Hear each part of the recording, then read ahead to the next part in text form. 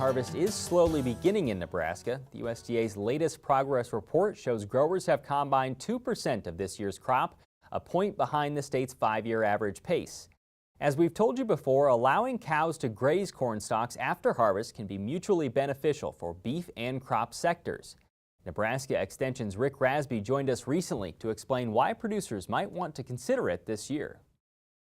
Well, one is that we have a lot of corn residue around in Nebraska, and I think probably one of the most underutilized forage resources that we have for the cow herd. So that'd be one reason. The other thing is that if you graze according to our recommendations, for a spring calving cow, you'll meet her protein and energy requirements until you get really late in the late gestation. So corn residues are good. Typically they're economical as well, and it depends on whether you have fencing around it or not, or you have water development there for the cows to drink out of, or you have to haul it. So it's really a good feed resource, and the other thing is that it's economical.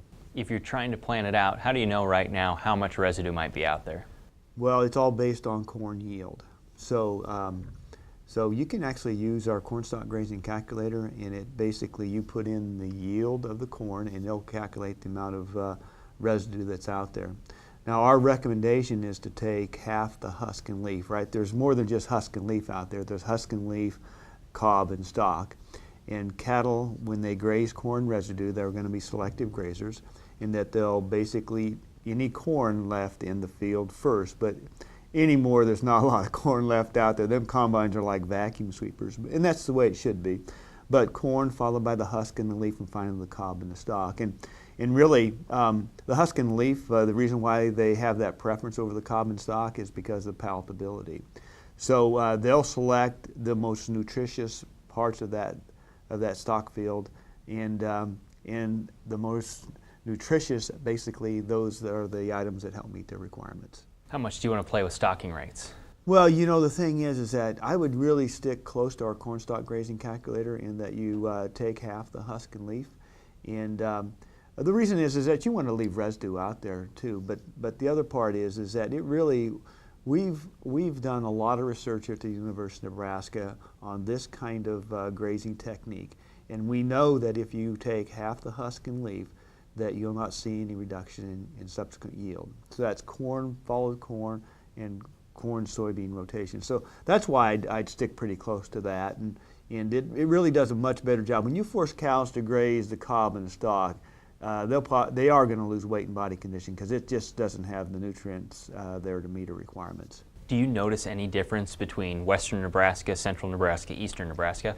We don't, other than the fact as you move further west, cornstalk availability is a challenge, because there's more cows out in that direction. As you move further east, we have fewer cows, and so there's more corn stalks to graze. But don't see a lot of difference out there in regards to, you know, usage. But other than the fact that there's more cows out there, and it's sometimes a challenge to get hold of stalks. Nebraska Extension has done some Cooperator-Fueled Days around grazing corn stalks. What have you learned from those? Well, the reason why we did those is that when you take a look at our research, is that we have good research on this topic in eastern Nebraska at our Meade location, and then the other place that we have quite a bit of research at, maybe not as much, but at our Brule location. So we have two locations that are really different, but they're not as different as some locations across the state of Nebraska. So the idea there was to get cooperators involved, and they agreed to basically implement 3 treatments. One would be no graze, no bale, and one would be a grazed at our recommendation,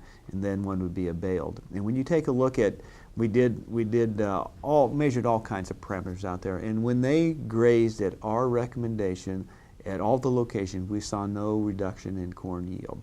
So it kind of gave verification of what, and these are only, 3-year projects, but kind of gave verification of what we have in regards to the long-term projects. It said, yeah, this looks like it can be used across the state. Finally, Nebraska Extension has a new online tool that might be able to help connect farmers and producers with livestock. Tell me about it. Yeah, you know, we did a survey based on some of the things that we were getting feedback in regards to the SARE project.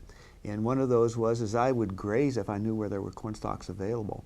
So the idea behind the Cornstalk Exchange is to basically connect producers that have cattle that would graze corn residues with those producers that don't have cattle but they have corn residue available to be grazed.